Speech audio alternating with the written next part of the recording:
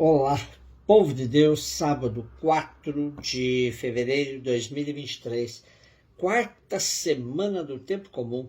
A nossa reflexão de hoje é a partir de Hebreus 13, de 15 a 17 e 20 a 21, e Marcos 6, 30 a 34. Irmãos, por meio de Jesus ofereçamos a Deus um perene sacrifício de louvor, isto é, o fruto dos lábios que celebram o seu nome. Não vos esqueçais das boas ações e da comunhão, pois estes são os sacrifícios que agradam a Deus.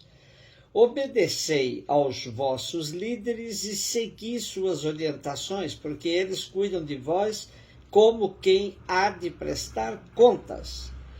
Que possam fazê-lo com alegria e não com queixas, que não seria coisa boa para vós. O Deus da paz, que fez subir dentre os mortos aquele que se tornou, pelo sangue de uma aliança eterna, o grande pastor das ovelhas, nosso Senhor Jesus, vos torne aptos a todo bem, para fazerdes a sua vontade, que ele realize em nós o que lhe é agradável, por Jesus Cristo, ao qual seja dada a glória pelos séculos dos séculos. Amém. Chegamos ao final da nossa reflexão sobre a carta aos Hebreus, onde constatamos que há nela toda uma terminologia própria, com 168 termos que aparecem somente uma vez no Segundo Testamento, e 292 palavras que não aparecem em nenhuma carta paulina. Apesar de ser atribuída por muitos a Paulo, percebe-se então que se trata de um outro autor, que pode até ter conhecido o apóstolo e com ele ter aprendido muito. Também vimos que é o único texto que chama Jesus de sacerdote ou sumo sacerdote. Nos 4 últimos versículos omitidos pelo texto litúrgico de hoje, o autor diz: eu vos recomendo, irmãos, que suporteis minha exortação. Para isso vos escrevi. De fato, o texto todo é uma grande exortação, uma homilia, um sermão pedagógico e parenético. E hoje temos uma mistura de catequese com a exortação e oração. Mas o centro unificador destes versículos é o mistério pascal de Cristo, o grande pastor das ovelhas. É ele o Messias esperado que pelo seu sangue se tornou mediador de uma aliança eterna de vida e de paz entre nós e Deus. É desta realidade que brota a novidade fundamental do culto cristão de que trata a carta. Marcos 6, de 30 a 34. Os apóstolos reuniram-se com Jesus e contaram tudo o que haviam feito e ensinado. Ele lhes disse: vinde sozinhos para um lugar deserto e descansai um pouco. Havia de fato tanta gente chegando e saindo que não tinham tempo nem para comer. Então foram sozinhos, de barco, para um lugar deserto e afastado. Muitos os viram partir e reconheceram que eram eles. Saindo de todas as cidades, correram a pé e chegaram lá antes deles.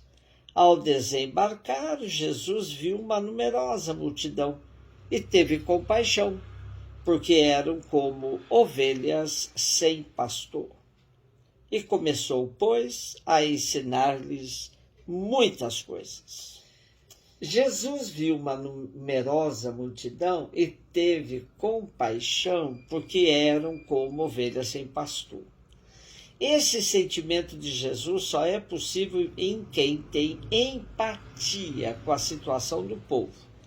Vivemos um momento de tamanha insensibilidade com o sofrimento alheio, que sentir compaixão parece estar se tornando algo raro na nossa convivência. E sentir compaixão pela situação dos outros é o primeiro passo para um bom julgamento e uma boa prática. Sem empatia não há sede de justiça, e sem essa não há caminho de reconciliação e de busca de paz. E vejam que a multidão que vem atrás de Jesus e seus discípulos os encontra exatamente num momento de descanso recomendado por Jesus.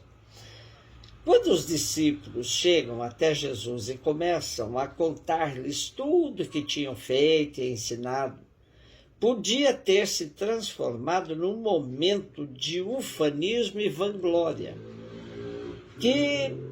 Mas Jesus não deixa que isso aconteça e recomenda que se afastem para um lugar deserto. Ora, seria um momento de revisão da missão, mas a multidão os antecipa e comove Jesus por causa da situação de penúria em que está metida.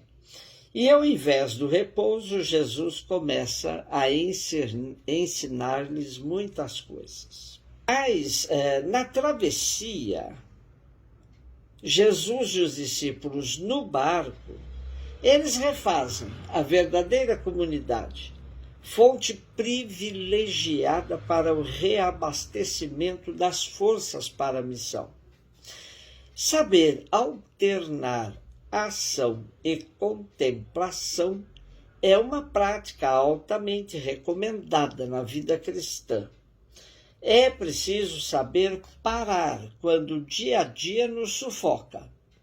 É pena que nem todas as pessoas tenham esta oportunidade, pois a vida é como uma roda viva, que não dá trégua.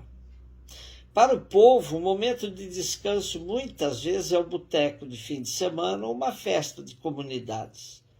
Na sociedade que vivemos, um lazer custa caro. Lamento saber que muitas vezes os trabalhadores vendem suas férias para um dinheirinho extra ou as aproveitam para fazer bicos. Assim, o ideal da alternância entre ação e contemplação acaba sendo privilégio de alguns. Quando Jesus pensou em descansar, percebeu que a carência da multidão não lhe permitia. O seu descanso era fazer o bem e fazer qualquer momento para quem se apresentava com as suas necessidades. E a multidão saiu correndo de todas as cidades, correndo a pé, para conseguir de Jesus uma resposta para as diversas demandas de suas vidas. O ócio é visto por muitos como uma espécie de desprezo, é algo nocivo. Então, muita gente diz o ócio é sinônimo de vagabundagem, de não querer trabalhar, sobretudo numa sociedade em que se difunde a ideologia da meritocracia. Mas as conquistas dos trabalhadores em vista a alguns momentos de lazer e gozo na vida devem ser mantidas, ainda que para isso muitos tenham que se sacrificar lutando.